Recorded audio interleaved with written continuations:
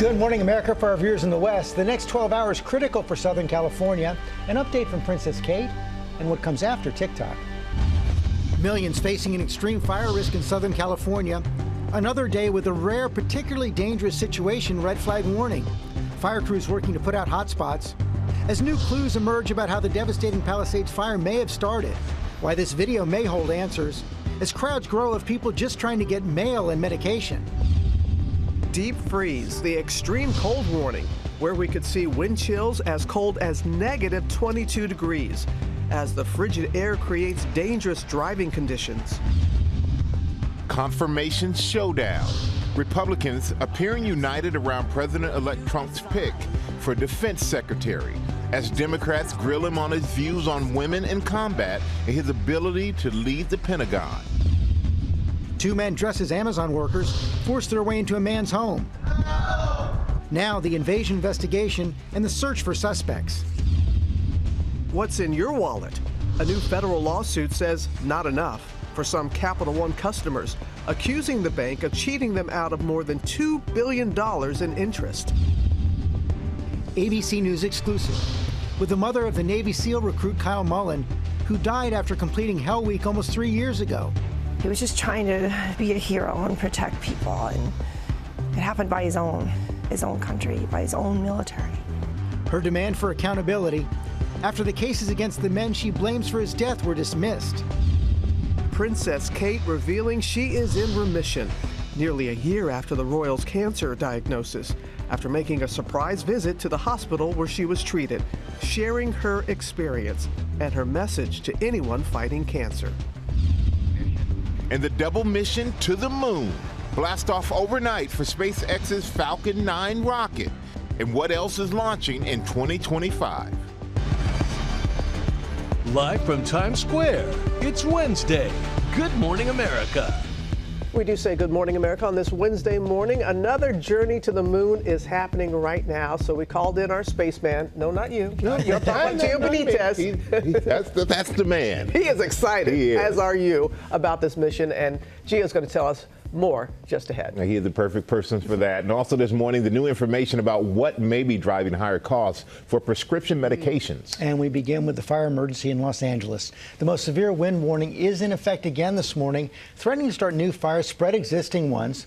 This new danger comes as we also learn new information about what may have sparked the Palisades fire. Chief National Correspondent Matt Gutman is on the scene. Good morning, Matt. George, good morning. The next few hours here are going to be absolutely critical. This is the second driest season on record. Low humidity today, and the winds are going to come howling down this canyon. And one of the things that we've been seeing is that firefighters have been positioned up and down streets like this. You can see them tucked in to all of these neighborhoods. And I have my cameraman point right there to show you some of them. And that's because they understand that even those small embers with this wind can be stoked and ignite new fires here. This morning, for the second straight day, millions facing an extreme fire risk in Southern California. The next 12 hours, critical. Everybody here urges you to remain alert, as danger has not yet passed. Fire crews scrambling to mop up any remaining hotspots, fearing that powerful Santa Ana winds and dry conditions could rekindle the monstrous Eaton and Palisades fires. Palisades fire now 18% contained as new clues emerge about how it may have started. ABC News has learned that the ATF, the federal agency charged with investigating arson and explosions, is zeroing in on the Palisades Highland area. The foot of the fire started real close to where the last fire was on New Year's Eve. Some residents pointing to this fire, first reported on the hillside just after midnight on New Year's Day. LAFD had sent helicopters and had sent trucks to put that fire out. They were there for hours, circling overhead. We assumed then the fire was out. For the next several nights, there were fireworks again going off at night in various areas in the hills. By 3:38 a.m., the fire is stopped, and an hour later, by 4:46, fully contained. Fire officials say that ash pits or tree roots can smolder for days unseen. Wait, we were right behind it. Then at 10:30 a.m. Tuesday, January 7th, the Palisades fire was reported. These side-by-side satellite images seem to show that fire starting at nearly the same spot as the fire the week before. We witnessed the furious firefighting efforts at that spot as the Palisades fire began to spread. Just in the past couple of seconds since we've been here, this fire has crested this little hill we're on. The entire basin here is engulfed in flames. FEMA on the ground in L.A. already receiving 40,000 aid applications. 84-year-old Susan Solser says she watched the Palisades fire approach her home from her kitchen window before fighting the fire with her 86-year-old husband, Winston, saving their home. I wasn't sure where Winston was. Couldn't contact him, but it turned out he was at the south end of the house doing the same thing. The Palisades and Eaton fires have claimed the lives of 25 people, and the survivors are still reeling. It was literally shooting like fireballs. It looked like a volcano. Zaire Calvin remembers the Eaton fire surging towards the place he's called home for 47 years. I got the You're getting your mother. Getting my mother. We're going. I go to the left, and my sister's car is still there. He says he thought his sister, Evelyn McClendon, had managed to leave already. The next day, they located her. When you're mourning your sister's death, there's no real understanding. There's no understanding. There's no way to even take it in. The family hit hard, but not giving up on their community. Everyone is fighting. Everyone is literally just asking, leaning on each other to say, what's next? What's the best thing to do? And Zaire Calvin telling me he's absolutely committed to coming back to this community and rebuilding it. And you can just see how many firefighters are here in this valley. So many parts here just painted pink with that FOSS check. But firefighters and officials are concerned about complacency right now. There has been this cycle of evacuation, fire, disaster. There have been some mistaken emergency alerts on people's mobile phones. And they are imploring people, begging them to continue to heed those warnings because they say lives are still at stake here. Michael. Thank you so much, Matt. We're going to turn now to the deep freeze settling into the Midwest and the Northeast. Millions are waking up to wind chills below zero. Alex Perez is along in icy Lake Michigan in Chicago. Good morning, Alex. Hey, good morning, Michael. Yeah, this is the kind of cold that gets very dangerous very quickly. The feel-like temperature here in Chicago right now is about 6 below zero. And I want to give you an idea of just how cold that is. We're here near Lake Michigan, and if you take a look beside me here, you can see the water in some areas is completely frozen over. And if you look in the distance there, you can see the ice continuing to build. In fact, much of the eastern half of the country is dealing with these bitterly cold temperatures, and it is creating problems in some spots. This was the scene in South Bend, Indiana, after slick roads there led to a multi-car pileup. Thankfully, only non-life-threatening injuries were reported. Robin? All right, Alex, thank you. Hope you can warm up really soon. We're going to turn now to Ginger, who's tracking the forecast on both coasts for us. Good morning, Jen. You know, I really liked how Matt pointed out that sometimes you don't see flame, but those smoldering piles, when we were out there covering, we saw certain hot spots flame up. They'd come around, put it out. They'd flame up again. They'd come around, put it out. So it takes a lot of effort and a lot of rounds to get those out. And that's why they're concerned about winds, because if you get a wind of 45 miles per hour to 70 miles per hour, even on an existing smolder, that can throw an ember and start a fire. Most of this is north and west of Los Angeles and the two main fires, though. So the biggest area that we're extreme risk for today until 3 p.m., that's that PDS, particularly dangerous situation red flag warning, goes through the San Fernando Valley. It's over toward Ventura, along the 101, the 405. We're watching that really closely. Some of the gusts we time out here, this is 2 p.m. today. Fillmore is at 40, but watch what happens by tomorrow. Things really start to settle down. The wind speeds are near calm for Santa Clarita by Friday. You know the other best part? We're going to get onshore flow by Friday. That means that the humidity is going to bump up, talking 60%. That's going to help so much you might even see a sprinkle by the end of the week in Southern California. Now, let's talk real quick about the cold because, yes, he was there, sub-zero wind chills in Chicago, but in that extreme cold warning right in the Appalachia, so much colder, like 22 below could happen. Next week, even colder than that, guys, all the way to the Gulf Coast. George? We are glad that relief is coming for Southern California. Thank you, Ginger. We're going to turn now to the confirmation hearing for President-elect Trump's pick for Defense Secretary. Pete Hegseth was grilled by Democrats over his fitness for the job, but Republicans appear united in supporting him. Senior congressional correspondent Rachel Scott is on Capitol Hill with the latest. Good morning, Rachel. George, good morning to you. Just weeks ago, it appeared that Pete Hegseth had a tough confirmation battle ahead. But after that 4-hour contentious hearing, Republicans are lining up to make it clear they support his nomination despite the allegations against him. This morning, Republicans seem mostly united around Donald Trump's embattled pick to lead the Pentagon, Pete Hegseth, after a contentious and at times combative confirmation hearing. Excuse me, Mr. Hegseth, let's just stop. Let's just stop. The former Fox News host defending himself against allegations of sexual misconduct, alcohol abuse, and financial mismanagement, arguing that he had been a victim of a smear campaign and that he has changed. I'm not a perfect person, but redemption is real. And God forged me in ways that I know I'm prepared for. But right off the bat, Democrats arguing the Army veteran with no military leadership experience is not qualified. How can we ask these warriors to train and perform the absolute highest standards when you are asking us to lower the standards to make you the Secretary of Defense simply because you are buddies with our president-elect? Democrats questioning his ability to lead the Pentagon with its $850 billion budget and more than 3 million employees, especially amid reports he financially mismanaged 2 veterans' political groups he led, which Hegseth denies. But Hegseth winning over one key Senate Republican, Joni Ernst of Iowa, the first female combat veteran in the Senate. As Secretary of Defense, will you support women continuing to have the opportunity to serve in combat roles? Yes, women will have access to ground combat roles, given the standards remain high, and we'll have a review to ensure the standards have not been eroded. Ernst now says she will support him. Democrats pouncing. Last year, Hegseth said flat out, women should not be allowed to serve in combat roles. I just want to know what changed in the 32 days that the song you sang is not the song you come in here today to sing. Senator, the concerns I have and the concerns of many have had, especially in ground combat units, is that in pursuit of certain percentages or quotas, standards have been changed. A senior Defense Department official telling ABC News the standards for military service have not been lowered, and there are no quotas for women or minorities. Their policy strictly merit-based. Hegseth also questioned about an accusation he sexually assaulted a woman in 2017, which he denies, claiming the encounter was consensual. Senator, I was falsely charged, fully investigated, and completely cleared.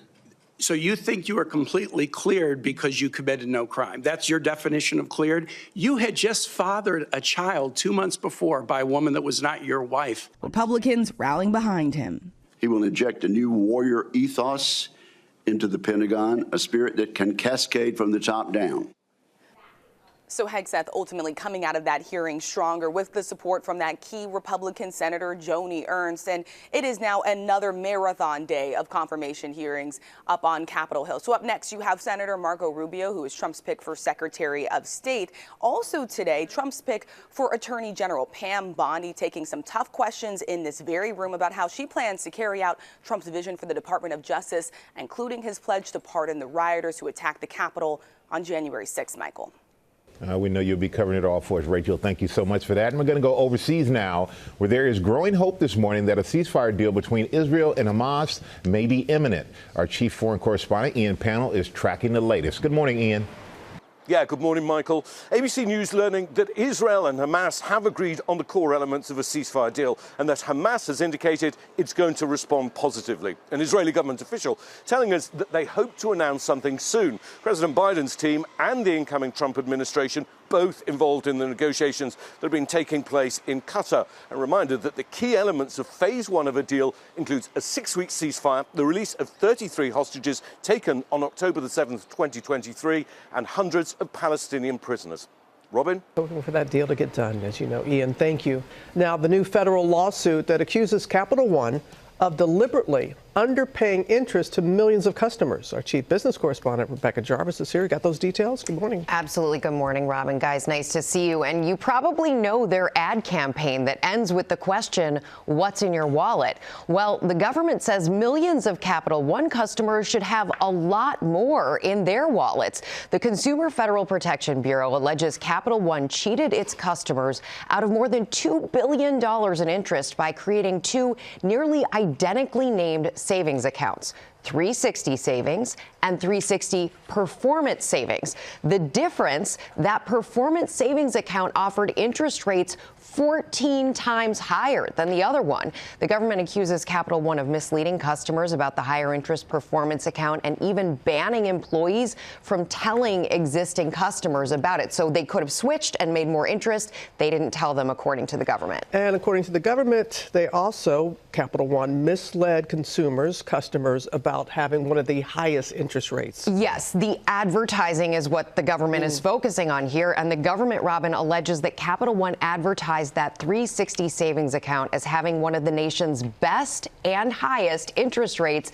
Meantime, the bank actually froze the rate on those accounts. Capital One is vigorously denying the allegations. They say the government is following a recent pattern of filing 11th-hour lawsuits ahead of a change in administration. The bank also says it marketed the 360 performance savings product widely, including on national television.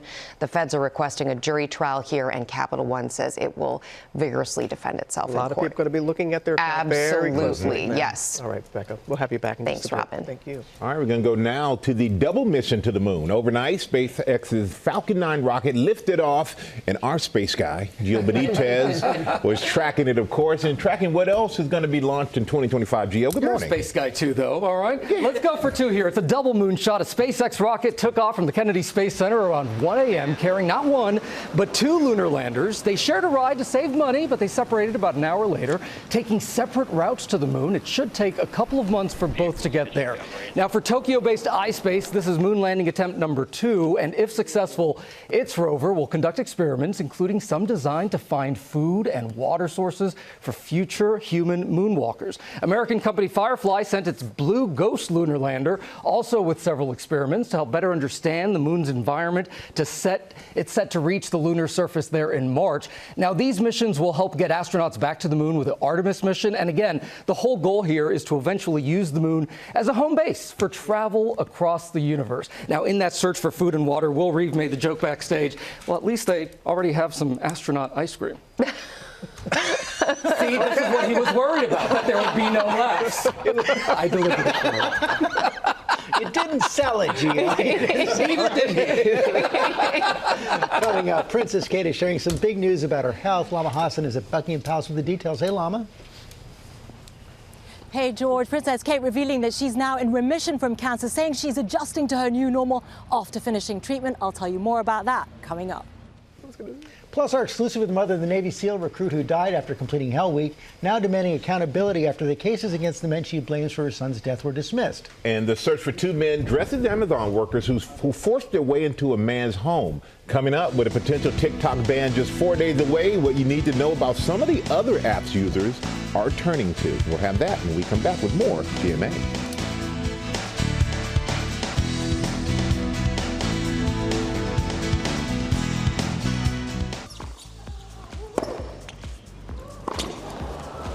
Back here on GMA, just a few hours ago, Coco Gauff digging deep to earn her spot in the next round of the Australian Open.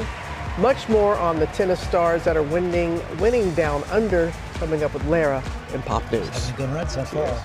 We're finding a lot of headlines right now. Next 12 hours critical for Southern California. For the second straight day, millions face an extreme fire risk. The Palisades fire is now 18% contained. Also, President Biden will deliver a primetime farewell address from the Oval Office tonight. White House says Biden will reflect on 50-plus years as a public official. Also right now, WNBA star Caitlin Clark's alleged stalker appeared in court yesterday on felony charges. Michael Lewis was reprimanded for repeatedly disrupting the proceedings, including saying guilty as charged at one point. A lawyer for the 55-year-old entered a not guilty plea on Lewis's behalf. He could face up to 6 years in prison. And take a look at this dramatic double rescue on the ice. A man fell through the ice on Lake Waban, Massachusetts, trying to save his dog, Tommy. Well, the fire department geared up in cold weather survival suits to rescue him, and the man was in freezing water 12 to 15 minutes. Oof. They slowly guide him over the ice, as you see there, and back to shore, but Tommy is a little bit further out in the lake where the ice is thinner. But finally, a firefighter was able to get to Tommy and slowly bring him back to shore as well. Both Tommy and his owner are now fine thanks to those daring heroes. That is fantastic to see. And we got a lot more ahead, including the apps many are checking out in case the TikTok ban goes into effect. That is coming up. And now we're going to turn to the search for suspects after a home invasion in Georgia. 2 men dressed as Amazon workers forced their way into a man's home and left him beaten. Trevor Ault is here with the story. Good morning, Trevor. Good morning, Michael. So authorities are really on alert about this. Police in Savannah say these are not Amazon workers, that you could easily be fooled by it. This was just a way of getting inside the home, getting the man to come to the door so they could violently break in and demand money.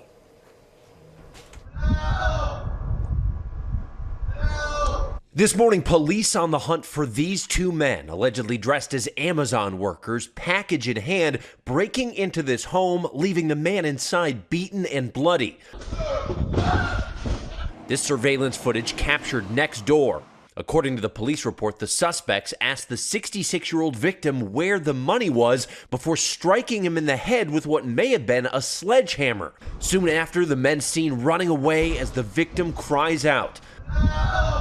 And this isn't the first incident like this. Or DTE. Last year, 2 men posing as utility workers with vests and fake ID badges allegedly breaking into this home in Michigan. We're checking for gas leaks. They're accused of killing 72-year-old Hussein Murray and tying up his wife with duct tape. You don't have to answer the door if you don't feel safe. If it is a package that requires a signature, you can make arrangements to pick up that package at a distribution facility later on and sign at that point. Just taking some of those common sense things that if you don't feel safe or if something doesn't feel right, don't answer the door. And the victim in this Georgia case says he has been released from the hospital, but he was treated for several injuries. He received 14 staples in his head. We do know that Amazon delivery drivers, they rarely knock on the door or ask for a signature unless it's been prearranged. So it's okay to be suspicious. But they leave it right there. You're right about that, Trevor. Thank you. Now, our ABC News exclusive with the mother of the Navy SEAL recruit who died after intense Hell Week training almost 3 years ago. She is demanding accountability for her son's death after the Navy ended its investigation without holding public hearings, and she says with little explanation. Will Reeve sat down with her. Good morning, Will. Yeah, good morning, Robin. This is the latest twist in a story we've been following here for nearly 3 years. Regina Mullen was expecting a hearing for the 2 men she claims are responsible for her son's death, but she says she got a phone call just before Christmas telling her the hearing would not be happening. And Mullen says all along she's wanted consequences and she's wanted accountability. Right now, she says she can't get any answers. This morning, a mother's anger and demand for accountability. He was just trying to be a hero and protect people, and it happened by his own country, by his own military. Regina Mullen's 24-year-old son Kyle died in February 2022 after completing Navy SEALs Hell Week training. The grieving mother revealing to GMA that the cases against the men she blames for her son's death were dismissed by the Navy, and she says she hasn't been told why. Who canceled these hearings? I don't know. They didn't tell me. Nearly 3 years ago, Kyle Mullen had just successfully endured the 120-hour week of brutal training that pushes SEAL candidates to their physical and mental limits. I got a text that said Hell Week secured. So I immediately called him and he answered and he was out of breath and he said, "Hey Mom, I did it. Hell Week secured." And I said, first I'm like, "Oh my God, you're all happy." And then I'm like, "Wait a minute, are you all right? Are you in a hospital? You don't sound good." And all he said to me is, "Mom, I love you, don't worry about me." Hours later, Kyle died from bacterial pneumonia, the final medical check showing swollen legs that required him to be sent back to his barracks in a wheelchair, with abnormalities in his lungs and severe trouble breathing. A Navy investigation cited failures across multiple systems that led to a number of candidates being at a higher risk of serious injury, with inconsistent medical monitoring and lack of training among commanding officers, and an at-all-costs mindset among the candidates. You have a failed leadership and under a command that killed a man unnecessarily and injured many. I think it's pretty reasonable to ask for accountability. The investigation also looked into allegations of the use of performance-enhancing drugs among SEAL candidates. Authorities say they found a bottle labeled as human growth hormone in Mullen's car, but investigators determined that Mullen died in the line of duty and not due to his own misconduct. Regina Mullen says the medical examiner told her they did not test for steroid use. She said that they didn't test for it because it was irrelevant to the cause of death. Right from the medical examiner, the Navy medical examiner. Mullen insists Captain Brad Geary, who was in charge of her son's trainee class, and Commander Dr. Eric Ramey are responsible. Now, with the case dismissed, Regina says questions remain about the quality of her son's medical care and that she's not been provided with answers. The Navy's not giving me what I'm asking for, the medical treatment of Kyle's care. They're not providing it. Why won't they provide it? We're trying to figure out what they're hiding. It's simple as that. I want the Board of Inquiry to be reinstated, is what I really want, so it can go public. A lawyer for Captain Geary releasing a statement to ABC News saying, "This case was badly mishandled from the beginning. When we were noticed for the Board of Inquiry, it became very clear that a comprehensive investigation had never been done, and the deciding officer hadn't had access to all of the evidence. Through the discovery process, the Navy was forced to gather all the relevant evidence, which made continuing the case unsustainable." An attorney for Dr. Ramey telling ABC News, "We invested a substantial amount of time investigating the case with the assistance of top medical experts. The overwhelming evidence confirmed that Dr. Ramey met the medical standard of care." The Navy declining comment, citing privacy considerations for the officers. From a legal standpoint, how abnormal is this timeline and this process in general? Cases sometimes take a long time, and that can be frustrating. The problem in this case is that when we have a dismissal, we don't have a basis for it. Secondly, when we're doing our investigation and we can't find documents, we have to question where are the documents, was there ever treatment, if there is treatment, why didn't it follow the military's protocol on medical standards. Do you wish Kyle never went to the Navy? Of course I do. Yeah. He'd be here today. Before he left for the Navy, I said, how am I going to live my life if something happens to you?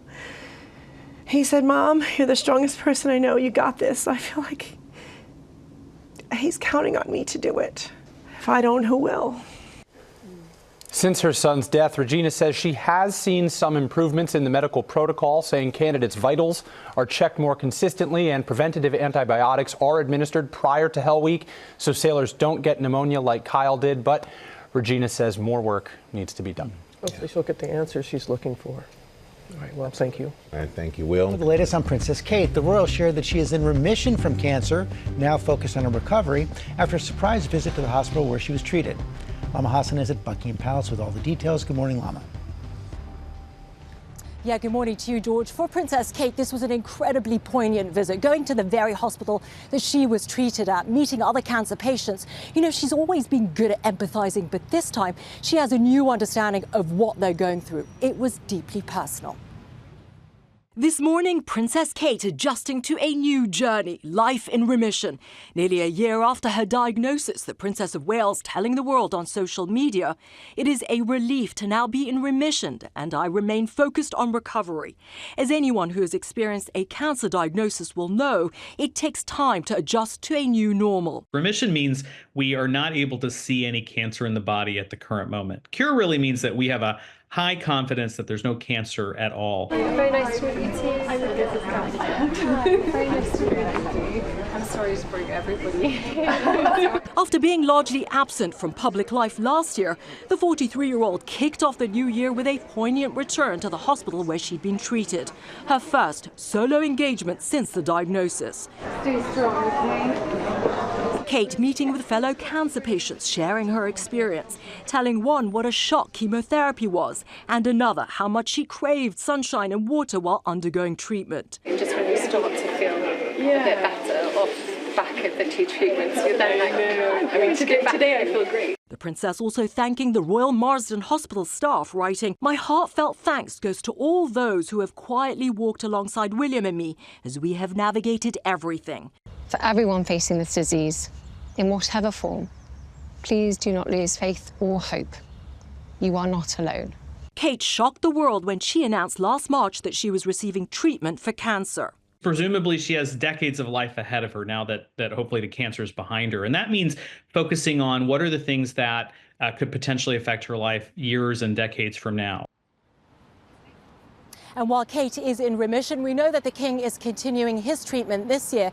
Now, we don't expect the princess to return to a full schedule immediately. As she herself said, it's hard getting back to normal, but this is still really good news. So incredibly encouraging, Lama. Thank you so much. And I'm sure her time and her words meant so much to the patients there in the hospital. Now with our play of the day, and one pup who is becoming, well, let's say uber famous on the internet. What you did there. You know, Larry's here to tell us all about it. I am. Good morning, Robin. Good morning to you all. We want you to meet Bowie, the Uber dog, who's making folks' rides oh so enjoyable as they get in the car with Bowie's driver. There they are. His human, Kevin Furman, picks up riders all over Colorado. He's been doing it for 10 years, but he says when he adopted Bowie and started bringing him along 2.5 years ago, his job became a joy and riders became regulars. All thanks to this guy. Take a look.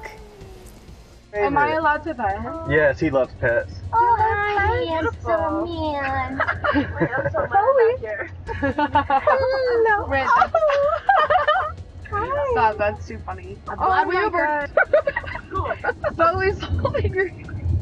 You're holding both of you. I've never been happier in my entire life than I paid for a $19 Uber.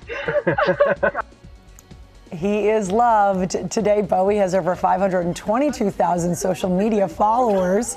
Wow. He regularly posts full rides on YouTube. Kevin says having Bowie ride along is a simple thing, but it really makes people's days. Yeah, you could see that. Yeah, finding the joy and the simple things. I was envisioning our daughters loving Bowie in the back of an Uber. All right, that's it, guys. That's all I got for you. All right, coming up is National Bagel Day. It is indeed. And we're celebrating with a Bagel Maker Face-Off. You don't want to miss this. Come on back. Good morning, America. It's 8 a.m. The next 12 hours critical for Southern California.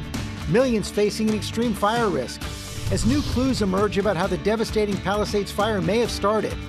Why this video may hold answers.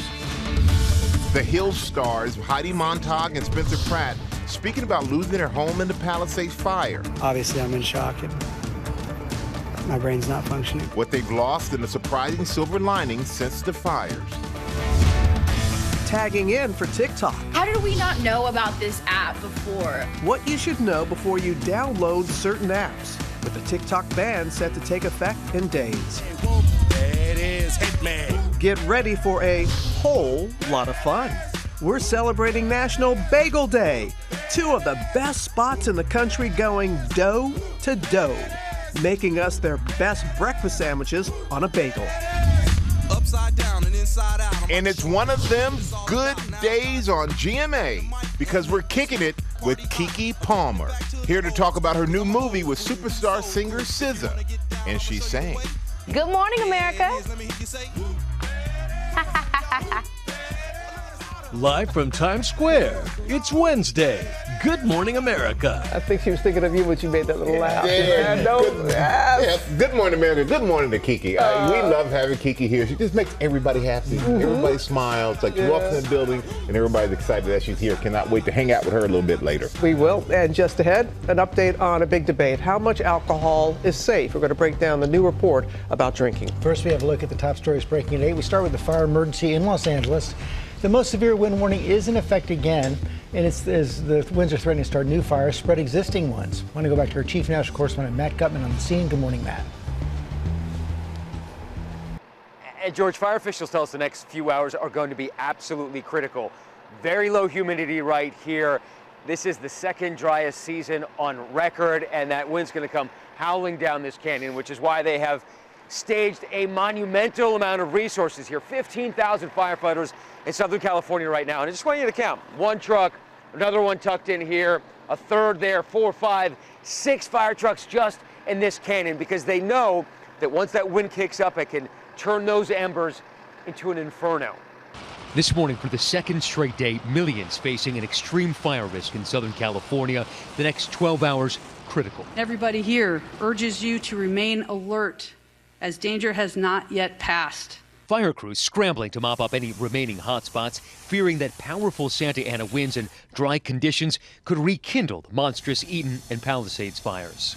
Palisades fire now 18% contained as new clues emerge about how it may have started. The fire started real close to where the last fire was on New Year's Eve. Some residents pointing to this fire first reported on the hillside just after midnight on New Year's Day. LAFD had sent helicopters and had sent trucks to put that fire out. We assumed then the fire was out. By 3:38 a.m., the fire is stopped, and an hour later, by 4:46, fully contained. Wait, we were right behind it. Then at 10:30 a.m. Tuesday, January 7th, the Palisades fire was reported. The Palisades and Eaton fires have claimed the lives of 25 people, and the survivors are still reeling. Zaire Calvin remembers the Eaton fire surging towards the place he's called home for 47 years. They're hitting my mother. We're going. I go to the left, and my sister's car is still there. He says he thought his sister, Evelyn McClendon, had managed to leave already. The next day, they located her. When you're mourning your sister's death, there's no real understanding. There's no understanding. There's no way to even take it in. And Zaire says he's absolutely committed to coming back and rebuilding. But fire officials here in Southern California are concerned about complacency. We've seen this cycle of warnings, evacuations, fire, disaster, and they are hoping that people will continue heeding these warnings because they say lives are still at stake here, Robin. I'm sure it's a big concern. Thank you so much, Matt. We're going to turn now to the rising prices at the pharmacy and what's behind it. I told you Rebecca Jarvis was going to be back. She's got the latest for us. Good morning again, Rebecca. It's nice to see you again, Robin. And these prices at the pharmacy can really weigh on families. We all know how expensive prescription medications can be. And this morning, new information about a factor that is driving up the costs. A stunning new report from the Federal Trade Commission finding that pharmacy benefit managers, or PBMs, raked in billions of dollars by marking up prices on specialty drugs used to treat cancer, HIV, MS, and other diseases. These PBMs serve as middlemen negotiating prices between drug makers, insurance companies, and pharmacies. They're supposed to help keep drug costs lower, but the FTC says that between 2017 and 2022, the three largest PBMs, CVS Health's Caremark, Cigna's Express Scripts, and United Healthcare's Optum Rx, made $7.3 billion by marking up drugs by hundreds or even thousands of %. The Pharmaceutical Care Management Association, which represents PBMs, calls the FTC report baseless and without substantiating evidence. Patient advocates say more transparency is needed, and efforts to overhaul the PBM industry will likely continue under the next administration. And Michael, here's a staggering statistic. Over the last 10 years, drug costs up more than 40%. So it's something we have to think about for families, Michael. Yeah, it's something that needs to be managed. Yeah. Because that seems to be so excessive. Thank you so much for that. And we're going to turn now to a new report that finds even moderate alcohol drinking, why you look at me like that, Robin? Even moderate alcohol drinking can have an adverse impact on your health. Eva Pilgrim is here now with the details of this popular study. Good morning, Eva. Good morning, Michael. It's been a really hot debate how much alcohol is safe and could it even be good for you? Well, a new federal report finding even what is considered moderate drinking has risks, including injuries, liver disease, and cancer.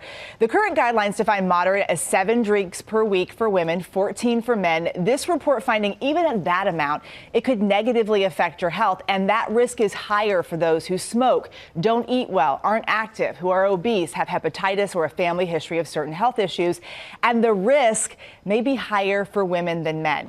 This report coming on the heels of another recent study and the Surgeon General issuing an advisory citing the links between alcohol and cancer, calling on stronger drink labels, all as officials are trying to determine what the guidelines should be for 2025. As they weigh their decision, there is a public comment period until February 14th, so you can weigh in now online or by mail. And while some remember that time when people said that a glass of wine a day is good for you, this latest study finding at no age is there a significant net benefit to drinking. And that was a quote. Sorry, guys. Nobody has anything to say. There's so much to say. There's nothing to say. No, there's so much to say. And we're going to say thank you. And we'll see you on GMA 3. Coming up in our GMA morning menu, reality stars Heidi Montag and Spencer Pratt talking about losing their home in the devastating Palisades fires. Also, Ed Elizabeth Schulze is breaking down what's next after the potential TikTok ban. Plus, our friend Keke Palmer is here telling us about her new movie, and Lara's upstairs with some special guests. Hey, Lara. Hi, yes, it's National Bagel Day, as you can see. And these bakers came to play. We've got judges who might need a 5-second delay. Matt Friend is here. Chef Melba Wilson came to eat, and this gorgeous queen. They are all with us on GMA. Stay with us. Stay with us to judge the bagel. Let's go. Yeah! Woo!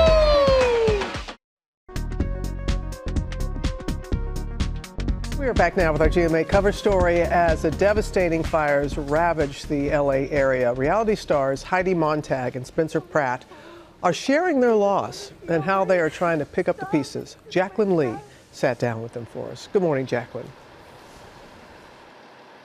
Robin, good morning. Heidi and Spencer say it is devastating to see their entire community decimated. So they're using the power of social media and a surprise throwback to help rebuild. Spencer was like, grab anything you want to keep. And I was like, how do you choose? You know, like my brain actually stopped working because I was so overwhelmed with so many things you can't replace. So I grabbed my kids' teddy bears. This morning, Spencer Pratt and Heidi Montag opening up after the devastating loss of their home in the Pacific Palisades fire. What was it that made this one so different when you realized, oh my gosh, we might not survive this one? The worst was like our kid's room that like is like so magical. We do story time every night. It's like such our routine. So much love is in there. Our son's bed started just like burning in the shape of a heart. Like the fire just started as a heart. And I was like, this is like out of body, insane. It's gonna be me and you here, right? Deal. The couple rose to fame on the reality TV series The Hills, now together for more than 15 years. Obviously, I'm in shock and my brain's not functioning. The duo chronicling the aftermath to their combined 3.1 million TikTok followers. We got what's left of a hummingbird feeder. That's positive. Even vlogging shopping trips to Marshall's after they lost everything, trying to gain a sense of normalcy. Really making me miss my stuff. It's a place that you love, that you live, that's a refuge from the world. And to have that be gone is a really difficult concept to continue to daily deal with. Everything earned throughout their nearly 20 years in the spotlight was spent on their home and everything inside it lost. I feel like a ghost. I don't have a single photo now before an iPhone existed. I don't have any of the dumb little things that are on your shelves in your parents'. They're all gone. Not a single, nothing. And neither their house nor their possessions were insured. They say, like many people in California, they were dropped from their policy. So we were house poor, as they call it. Like we have a house and everything else is a hustle, is a grind. So yeah, we're definitely counting every dollar that we make. It's like we're working really hard we take one trip a year. Spencer turning Heidi's 2010 album Superficial into a hit thanks to social media, hoping it will help rebuild their lives. Their fans, including artists like Flava Flav, rallying around the couple. Oh, #1 in Philippines. That's 12 number ones. The album catapulting to #1 on the iTunes charts. The fan support has been such a light in such a darkness for us, and it's life-changing. And Heidi and Spencer are making money off this renewed interest in their music. They say they hope to make enough to help others too. Robin? Yeah, so many are in need of help, Jacqueline. Thank you. And I'm going to let people know that they can see more of your interview with Spencer and Heidi tonight on Nightline. Michael? All right, thank you, Robin. Well, the TikTok ban is just 4 days away if the Supreme Court doesn't stop it. American users are now scrambling to find an alternative to one of the nation's most popular obsessions. Elizabeth Schulze is here with more. Good morning, Elizabeth. Good morning, Michael. So the consensus view right now is that the Supreme Court will uphold this federal law that bans TikTok. Now, remember, this doesn't mean in just 4 days the app disappears from your phone, but it could start to get glitchy. Your data might not load as fast. So users are flocking to some other options applications right now, like the app Red Note. This is #1 in Apple's App Store, and Google searches for Red Note are more than 1,000% just in the past 48 hours. Some users actually see this as an act of defiance against the TikTok ban. Red Note is also a Chinese-owned app. It was launched in 2013 as an alternative to Instagram. When you try to download it, actually, the terms and conditions and the name are still in Mandarin. TikTok's also pushing its sister app called Lemon8, which is a little bit more like Pinterest. Importantly, though, that is still owned by the same Chinese parent company called ByteDance, Michael. Okay, the alternatives are also owned by Chinese companies, Yes. so couldn't they be banned also? And they could. Lemon8 especially could be banned under that same law that would ban TikTok. The point of this law, of course, was to try to get users to go to ByteDance is actually the company, the parent company, to cut its ties with that Chinese company to get TikTok away from that. So there are some US-based apps that could also try to fill this void: Instagram Reels, YouTube Shorts, and Snapchat. And they're not really just after TikTok's 100 million plus users. They are also chasing those billions of dollars in advertising revenue that are on TikTok too. And there's some speculation about a U.S. buyer for TikTok. So what would that look like? ByteDance has insisted that it will not sell TikTok with that algorithm. The algorithm really is the secret sauce of TikTok. And at this point, no other company has been able to replicate that technology. But there are some buyers out there, like Shark Tank's Kevin O'Leary, potentially Elon Musk, who seem like they're interested in buying TikTok without the algorithm. That would also make it a lot more affordable. But we really do not know what the TikTok app would look like without the algorithm, if it would work at all, if it would work the same way, and if it would keep users hooked in the same way that they are now. Well, I guess time will tell. We'll find out. 4 days. Here we go. All right, 4 days. Thank you so much for that. Appreciate you. Time now for Pop News with Lara. Lara, what you got? Thank you, Michael. We're going to begin Pop News this morning with round 2 of the Australian Open and see how our American players are faring. Just Pegula looking strong, winning her match in straight sets. 2 quick sets. Same thing with Coco Gauff, who beat Britain's Jodie Burrage to earn her spot in round 3. Defending champ Aryna Sabalenka also advancing, looking so strong, winning in straight sets as well. And then on the men's side, Carlos Alcaraz making quick work in his second round match, winning in straight sets as well. This is becoming a bit of a trend. The 21-year-old, though, is on a mission to do something that is not a trend. It would be amazing. He could be the youngest man to complete a career Grand Slam, guys.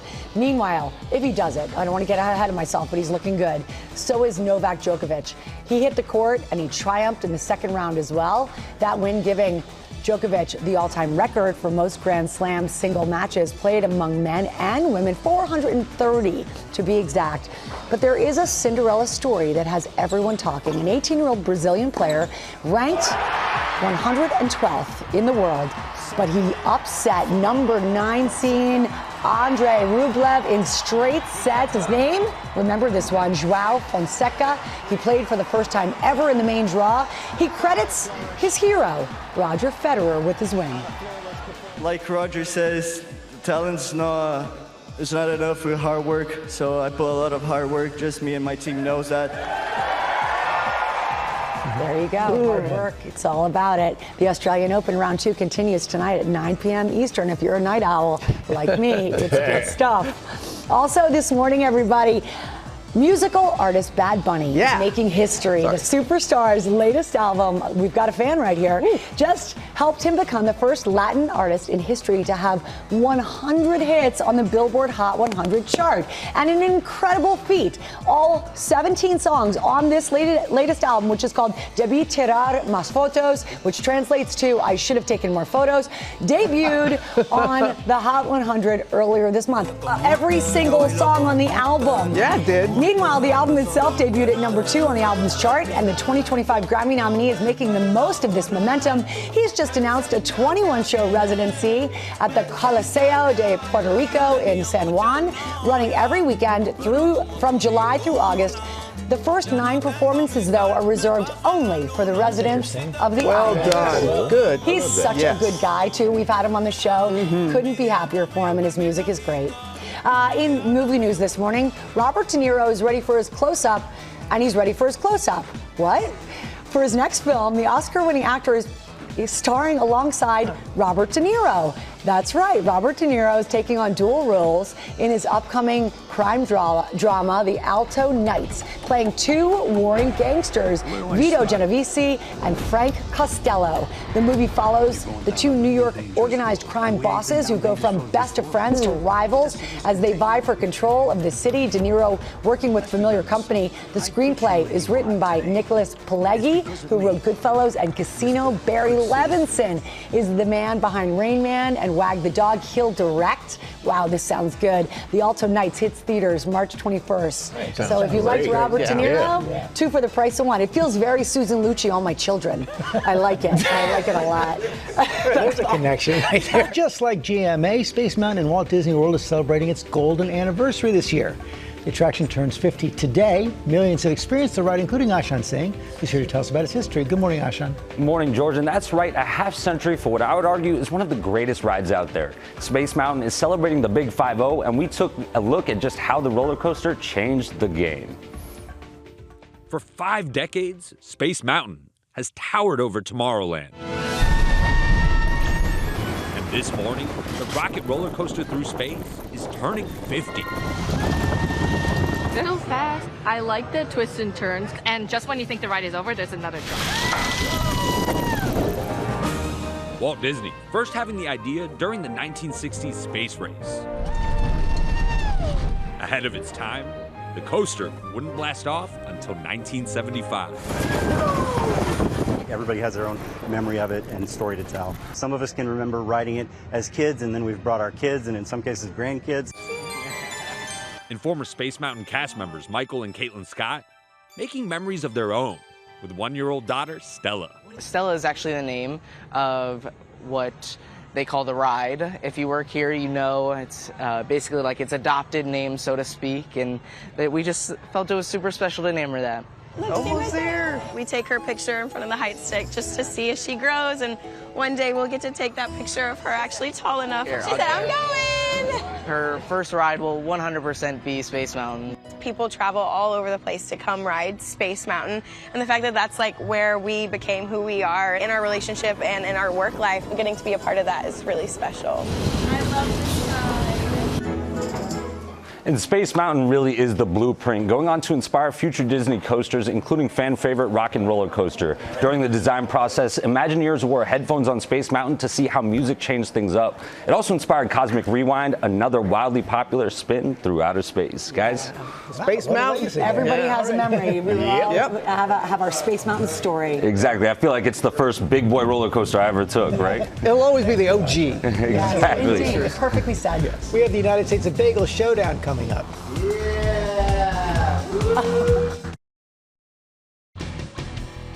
Welcome back to GMA, live from Times Square. Oh, we are back, and we are excited on National Bagel Day because we're celebrating with a competition between two of the best bagel spots in the country. Give it up for them, everybody. Give it up for them, everybody. That's right. Well, they will each make us their best bacon, egg, and cheese bagel sandwich, and the winner is going to go home with our Golden Smear Trophy. Look at that. And you get bragging rights that come along with that. I got to give it up to the crew. This trophy is one for the books. Yes. Well done, guys. We do want to meet our competitors. First up, we have Stephen El Hassan from Oh Bagel. Yeah. 5 locations in New Jersey, and guys, he's making their world-famous bee sting bacon, egg, and cheese Sammy. Stephen, are you ready? I've been born for this. I'm ready to go, Michael. Let's go. Okay. Now. Oh yeah. Not so fast there, buddy. Yeah, because you got some competition, man. Come on. You have Jacob and Alex Cohen, who own Kismet Bagels with location throughout Philadelphia, and they're making their BEC, bacon, egg, and cheese, with their house-made zug sauce. That's right. All right, go. Are you two ready to go? We are ready. So ready. We are born ready. Ooh, okay. I like Born it. ready. There's a lot of heat in this kitchen. And guys, these are the people who have the delicious job of picking the winner, our judges, and we have chosen wisely. Comedian Judy Gold is with us, everybody. She has a lot to say, as will this man. Host, comedian Matt Friend is with us. He's here. And then we've got a chef extraordinaire, Melba Wilson, the owner of Here in New York City. Melba, what are you looking for in the perfect BEC on a bagel? Oh, so first of all, it starts with the bagel. That's Always. the B, right? So I'm looking for a bagel that's nice, crisp, and crunchy on the outside. Yes. But when I bite into it, I want to get that moisture, that flavor. And also, it does not have to be toasted. A bagel on its own, it's got to start with a great ingredient. I agree. All right. Man, that's a challenge there, Melba. Very well said. Well, let's get down to business, everybody. All right, we're going to taste these bagel sandwiches. So, you know, you start tasting over there. We're going to start with Stephen from Old Bagel in New Jersey. Now, Stephen, while the judges dig in, tell us about this bagel. Well, first tell us how you make this bacon, egg, and cheese. It's all about the bagel, like Chef said. It's all about the hand-rolled, kettle-boiled bagel. It's crispy on the outside, and if you see here, it's soft and steamy on the inside. We have those beautiful air pockets, and our bacon, egg, and cheese is made with, of course, it's got to be egg and cheddar. No color on these eggs. We're not burning our eggs. You know what I mean? Yeah. And as you see here, we got our bacon absolutely singing. Yeah, that bacon. And sizzling over here. I like how you do it almost well done. There's no so rubbery it's super bacon. crispy, absolutely. So it's sizzling over here, and then we're gonna bring it over to here. Let's pull that baby bad boy up. But this is called the bee sting. So where'd the bee sting come from? Don't rush me now, Michael. We got the hot honey after. Okay. First up. Okay. Can you taste the honey? Have you First tasted up, it? it's all about the scallion cream cheese. Oh, just a schmear. Just a schmear. Yeah. Okay. Oh, there's the hot. There's the bee sting. So we got Okay. hot honey. Yes. Hot honey right on top, and you have our beautiful, famous bee sting. All right. All right. Judges have been trying it. Judy, we're going to start with you. Yes. What do you think of the bee sting? Well, first of all, the fact that you're making a Jewish person eat bacon on national television. No, I'm kidding. Focus on the bagel. And Michael, it's schmear, not sheer. I got a gap in my teeth. That's how I say it. So I love the texture of the bagel. It is toast. It's like crunchy on the outside. It's so good. Like it's a great bagel. All the and things. I love a bagel with cream cheese, and it has cream cheese, and the honey really tops. Oh, it's so good. I can't. Is the bee sting is it got some kick to noticeable? it? Does it have kick? Yes. Oh, sorry. It's your turn. All right, Matt, you're up. Okay, Matt, you're known for doing celebrity impressions, so why don't you give us your opinion and your Gordon Ramsay impression? Well, I mean, now I'm getting nervous. I think it's a great bagel. I want to throw it at your face. It's so good. I don't really do a Gordon, but now I'm just mesmerized by the taste of it. It is really good. I used to have an anaphylactic food allergy to gluten, and I had my EpiPens just in case. And if you have an allergy, and now I'm good, thanks to brilliant doctors. But this is a way to if you can eat gluten now, this is the thing to do. It's a phenomenal bagel. A lot of taste going on here. Amazing mixture. I don't know. It's just like a job well done. It's phenomenal. Okay, good. All right, loving it. All right, good review so far. Member, what do you think about the bee sting? Oh my God, the bee is definitely bringing the sting. First of all, I love the way that the bagel hugs the schmear, okay? Yeah. The scallion, the cream cheese is hitting. And also you're getting a little bit of that spice at the end for the hot honey. And who doesn't love honey hot and hot honey? Okay, all right, let's go. Sounds like good. All right, we're going to get to our second team here. So Alex and Jacob, we want to hear how you guys do the BEC sandwich because you have this special sauce. Yes. Absolutely. So first we start with a fresh Kismet bagel.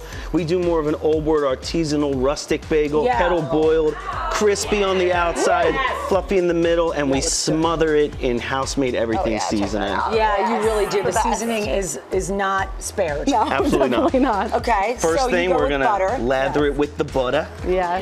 Lather. And then your egg is you use a white cheese versus your competitor. We use Cooper Sharp cheese. That's Philly cheese melted on top of our house-made egg patty. Okay. And then you two, obviously, we go with you got to get the bee in there, the bacon. Just for Extra crispy bacon on top. That's Alex's favorite. Yeah, it really Extra, does come extra down crispy. to the next ingredient. You going with the bee sting. Yes. You going with the shug sauce. The Share jug with us- sauce. Jug it up. The jug. The jug sauce. Yes. Tell us what this is, because I know you guys sell it at your shop. We do, yeah. So it's an herb-based sauce, and it has parsley, cumin, coriander, chili flakes, olive oil, and garlic. It's bright, it's zesty, it's herbaceous. Let's hear what the judges have to say about it. I'm going to go the other way. Chef Melva, tell us what you think of the jug sauce. Oh my gosh. So the jug is definitely juggy. It is. Every bite. Do you taste a difference in this bagel? Because these guys claim their bagel is more Philly than Jersey. Yeah, so the bagel definitely smothered, anything smothered. You know, my family's from the South. I love smothered. So I love smothered in the everything sauce. But also there's nice pockets on the inside. So I'm getting some air in there, which is wonderful. Okay, so not so doughy. Not so doughy. Like. Great bagel. Great bagel. All right. So guys, with that, unfortunately we're running out of time. So we're going to get to the winner's circle. Pull your paddles out, judges. Paddle, you can tell us in one sentence what it was about your winner. Okay, Michael, you take it away. All right. So, Judy, who do you got? They were both beyond delicious, but I have to go with the cream cheese. All right. We got one for the cream cheese.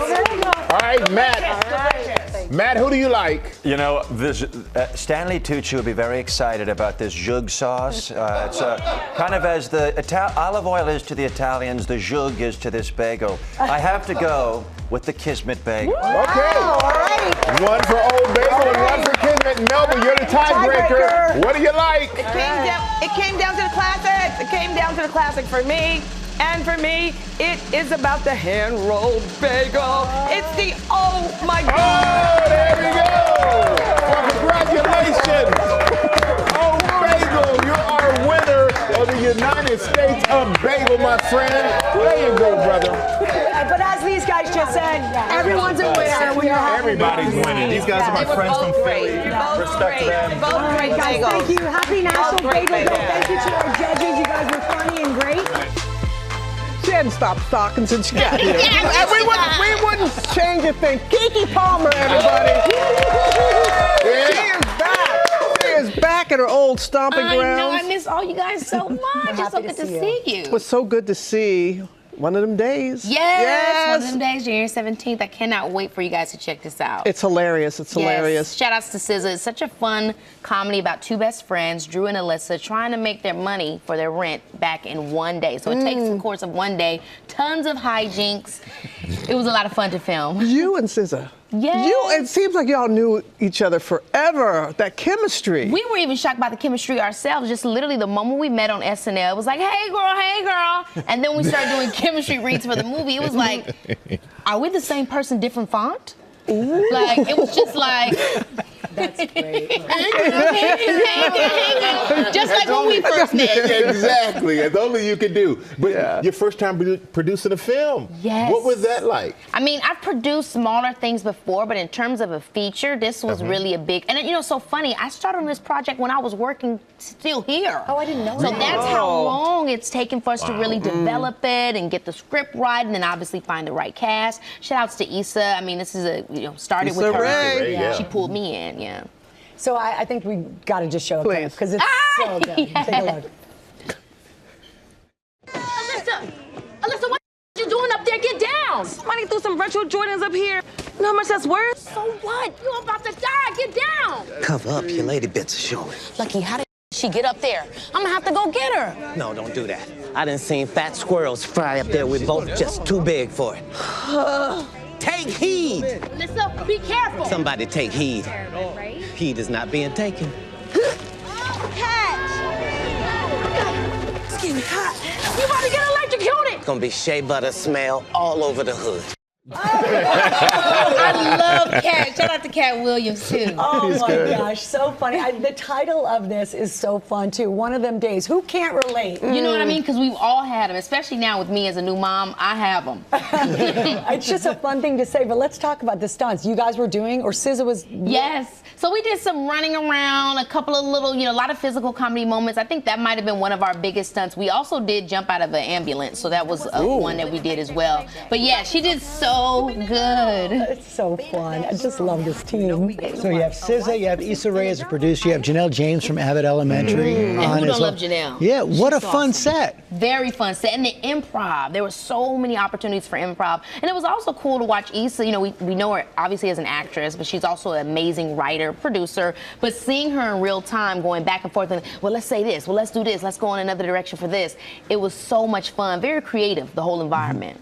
But you've been so busy. I mean, you have your book, Master of Me. Yeah. But you also have 2 big movies coming out. Oh. Aziz Ansari, he's directed a movie called Good Fortune Yes. with Keanu Reeves and Seth Rogen.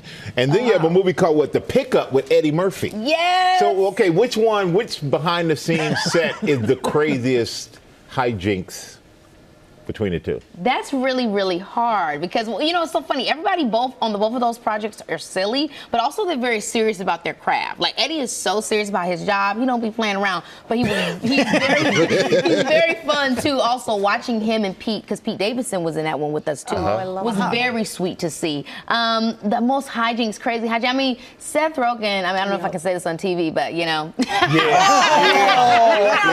know. Fun, you know, on set. So I would have to say maybe the Aziz was good. Oh my gosh. We haven't heard the word hijinks. No, we haven't heard I know, right? Right? Everything is hijinks. You know what the beauty of you, Keke? You are just the same. Oh. It's just Yeah. full of life, spirit, and you bring that spirit everywhere you go. Oh my gosh, I We are totally so received happy that. for you, for Thank everything that's coming your way. So well deserved. And one of them days, I love it, one of them days. I know, isn't it fun to say? It's going to be in theaters nationwide. Woo! This Friday. All right, coming up on GMA. We got caught standing. Wonderful. Gabriel Basso here. He's going to talk about the new season of his wildly popular show, The Night Agent. Don't miss it.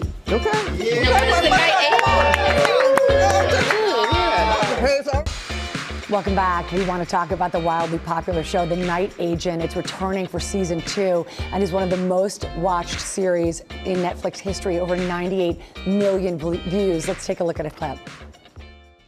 He killed my partner. My God, I'm sorry. I don't know if Catherine's involved. I don't know if Night Action is compromised. And until I figure it out, I cannot trust anyone. Except me, right?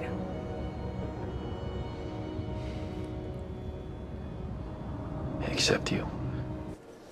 This show is so hot. Congratulations to you, everybody. Gabriel Basso in the house. Hello. Peter Sutherland himself. Good morning. It's so nice to meet you in person. I've heard great things, and of course, I've seen the show. When last we left Peter Sutherland, he went from answering a phone in the White House basement to saving the president. Now he's a night agent taking on these off the books national security investigations. Yes, ma'am. It sounds like a recipe for a huge season 2. What can we expect from Peter and his adjustment to this new job?